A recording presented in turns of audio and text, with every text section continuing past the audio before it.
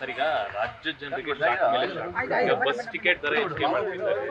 ಅದಕ್ಕೆ ಕೊಡ್ತಾ ಇರೋದು 10 ವರ್ಷದಿಂದ ಜಾಸ್ತಿ ಮಾಡಿರ್ಲಿಲ್ಲ, ಸಾರಿಗೆ ಸಂಸ್ಥೆಗಳು ಉಳಿಬೇಕಲ್ಲ ಅನ್ನುವಂತ ಸಮರ್ಥನೆ ಕೊಡ್ತಿದ್ದಾರೆ. ನಾನು ಈಗಿನ ಈ ಬೆಳವಣಿಗೆಗಳಿದೆಯಲ್ಲ, ಇದೇನು ಯಾರಿಗೂ ಏನು ಅಚ್ಚರಿ ತರ್ತಕ್ಕಂಥ ವಿಷಯ ಅಲ್ಲ ನನ್ನ ಅಭಿಪ್ರಾಯದಲ್ಲಿ. ಬಹುಶಃ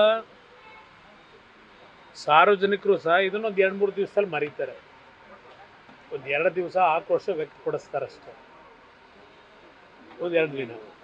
3ನೇ ದಿನ ಇದಕ್ಕೆ ಅಡ್ಜಸ್ಟ್ ಆಗ್ತಾರೆ. ಏಕೆಂದರೆ ಹಿಂದಿನ ಹಲವಾರು ಸಂದರ್ಭದಲ್ಲಿ ನೋಡಿದ್ದೀವಿ. ಈಗ ಇದೇ ಸರ್ಕಾರ ಡೀಸೆಲ್ಲು ಪೆಟ್ರೋಲ್ ಮೇಲೆ 3-3.5 ರೂಪಾಯಿ ಸೆಸ್ಸನ್ನು ಹಾಕಿದ್ರು. ಏನು ಪ್ರತಿಭಟನೆ ಮಾಡಿದ್ರ? ಅದಕ್ಕೆ ಅಡ್ಜಸ್ಟ್ ಆದರು.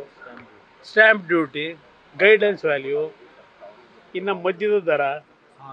ಈಗಲೇ ಹೇಳ್ತಾ ಇದ್ದಾರೆ, ನೀರಿನ ದರವು ಬಹುಶಃ 1000 ಲೀಟ್ರಿಗೆ 50 ರೂಪಾಯಿನ ಖರ್ಚಾಯ್ತಿದೆ. ಕಾರಣ ಕೊಟ್ಟವರಲ್ಲ ನಿನ್ನೆ ಮೊನ್ನೆ ಎಲ್ಲ ನಿಮಗೆಲ್ಲ ಡೀಟೇಲು. ನೀರಿನ ದರದ್ದು ಏನಾಗುತ್ತೆ, ಹಾಲಿನ ದರ ಏನಾಗ್ಬೋದು, ಇದಕ್ಕೆಲ್ಲ ನೀವು ಹೊಸ ವರ್ಷದಲ್ಲಿ ನಾಡಿನ ಜನತೆ ತಯಾರಾಗಿ ಅಂತಕ್ಕಂಥದ್ದನ್ನು ಸರ್ಕಾರ ಈಗಾಗಲೇ ಸಂದೇಶ ಕೊಡ್ತಾ ಇದ್ದಾರೆ. ಇಲ್ಲಿ ನಾನು ಸದ್ಯಕ್ಕೆ ಇದು ಯಾವುದಕ್ಕೂ ಟೀಕೆ ಮಾಡಲ್ಲ. ಟೀಕೆ ಮಾಡಿ ಏನು ಮಾಡೋದು? ಕೇಳೋಕ್ಕೆ ಯಾರಿಗೆ ಹೇಳ್ತೀವಿ? ರಾಜ್ಯದಲ್ಲಂತೂ ಸರ್ಕಾರ ಅಂತೂ ಇಲ್ಲ ಅಲ್ವಾ? ಸರ್ಕಾರ ಇದೆ ಅಂತ ನಿಮ್ಗೇನಾದ್ರು ಅನಿಸುತ್ತಾ? ಸ್ವೇಚ್ಛಾಚಾರವಾಗಿ ನಡೀತಾ ಇದೆ. ಹೇಳೋರು ಕೇಳೋರು ಯಾರೂ ಇಲ್ಲ. ಜನಗಳ ಕಷ್ಟ ಸುಖ ಯಾರು ಕೇಳ್ತಾರೆ?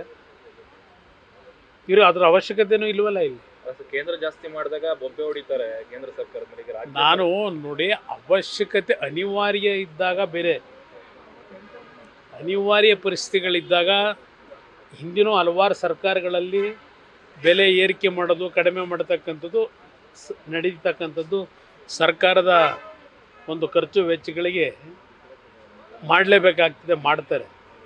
ಆದರೆ ಇವ್ರ ಮೇಲೆ ಎಳ್ಕೊಂಡಿರ್ತಕ್ಕಂಥದ್ದು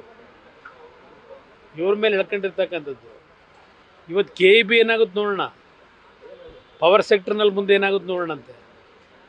ಯುವಕರ ಉದ್ಯೋಗ ಎಂಥದ್ದು ಇವನಿದೆ, ಅದೆಷ್ಟು ಜನಕ್ಕೆ ಕೊಡ್ತಾವ್ರೀಗ ದುಡ್ಡು? ಇವರು ಖರ್ಚು ಮಾಡ್ತಾ ಇರತಕ್ಕಂಥ ಸ್ವೇಚ್ಛಾಚಾರದ ಜಾಹೀರಾತುಗಳಿರಲಿ, ಹಣ ಇವತ್ತು ಸಾರ್ವಜನಿಕರಿಗೂ ಕಟ್ತಕ್ಕಂಥ ತೆರಿಗೆ ಹಣ ಯಾವ ರೀತಿ ಇವತ್ತು ದುರ್ಬಳಕೆ ಮಾಡ್ಕೊಂಡು ಕೂತಿದ್ದಾರೆ. ಇದೆಲ್ಲ ಜನ ತಿಳುವಳಿಕೆ ಮೂಡದೇ ಇದ್ರೆ ಯಾರೇನು ಮಾಡೋಕ್ಕಾಗತ್ತೆ? ಅದ್ರ ಸಂಶಯನೇ ಇಲ್ಲ. ಇದು ಸರ್ಕಾರ ಬಂದ ದಿವಸದಿಂದಲೇ ನಡೀತಾ ಇರೋದಲ್ವೇ ಇದು?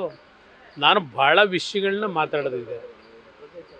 ಸ್ವಲ್ಪ ಇನ್ನೂ 1 ವಾರ 10 ದಿವಸ ಕಳೀಲಿ, ಸಂಕ್ರಾಂತಿ ಆಗಲಿ, ನಂತರ ನಾನು ನಿಮಗೆಲ್ಲ ರಾಜ್ಯದಲ್ಲಿ ನಡೀತಿರ್ತಕ್ಕಂಥ ಈ ಆಡಳಿತ ಎಲ್ಲಾದರೂ ಒಂದು ಕಾನೂನು ವ್ಯವಸ್ಥೆಗಳೇನಾಗಿದೆ, ಎಲ್ಲಿಗೆ ಬಂದಿದ್ದೀರಿ ಕಾನೂನು ವ್ಯವಸ್ಥೆನಲ್ಲಿ?